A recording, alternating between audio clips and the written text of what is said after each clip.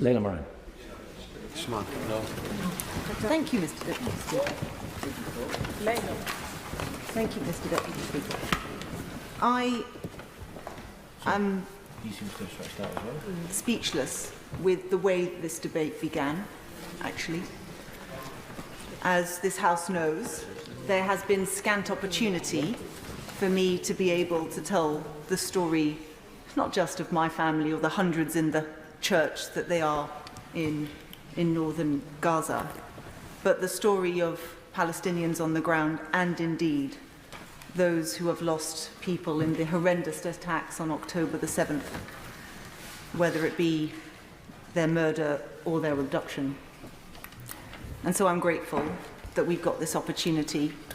And as we've got hours of debate in front of us, my first ask of anyone who comes after me is to please hold all those people in their hearts as they say what they say. I believe sincerely that this House is moving towards a right position, and I'll explain what I think that is in a moment. But to suggest that this House is in some way against a ceasefire, and I would hope an immediate one, however semantics wants to play out in the votes later, can we please try and send a message to the Palestinian people perishing in their tens of thousands on the ground in particular, and to those hostage families, that fundamentally we need this to stop now. Yes. And I don't care what we call it. I should have started by drawing the House to my register of interests. I sit as an unpaid advisor on the board of the International Centre for Justice for Palestinians, but last week I went to Israel and Palestine with Yahad. And I'll start with a story. On the first day, we went down to the southern border with Gaza. We went to a place called Nativ Hazara, a place I'd visited before, where we met with an incredible woman called Ronnie, who had lost family members. 16, in fact, from that kibbutzim had perished.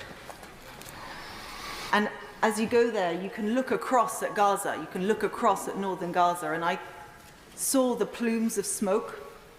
I heard the drones, the pop, pop, pop of the gunfire, and I broke down.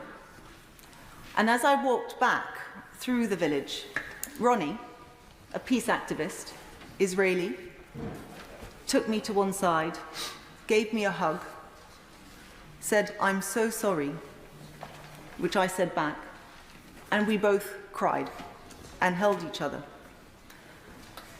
It's important to remember that while those voices of peace in Israel have been silent for some time, that many of those people who were killed on that day were allies of the Palestinian people, who had been calling for decades against the occupation, who had been calling out Netanyahu's government, who had condemned Ben Gvir and Smotrich.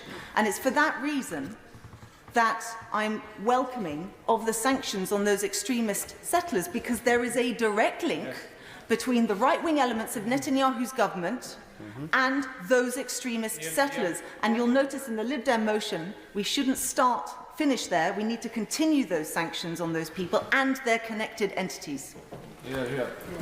But as I look across and looked across, thinking of my family still there in that church in northern Gaza, with no food, with no water, with no way of getting down to the south, even if they could cross at Rafah with the 1.5 million people who are there, without an immediate ceasefire, they and other families who are trapped can't achieve anything. And that's even before we think of if they left, if they'd be allowed to come back, or if they left, would there be a political solution?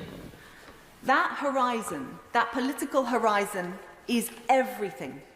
Without it, without a two-state solution on 67 borders, we are condemning both Israelis and Palestinians to reliving this nightmare over and over and over again. Right. And I would ask, if there's one message that we are sending Netanyahu and Hamas today, is that we will not accept that.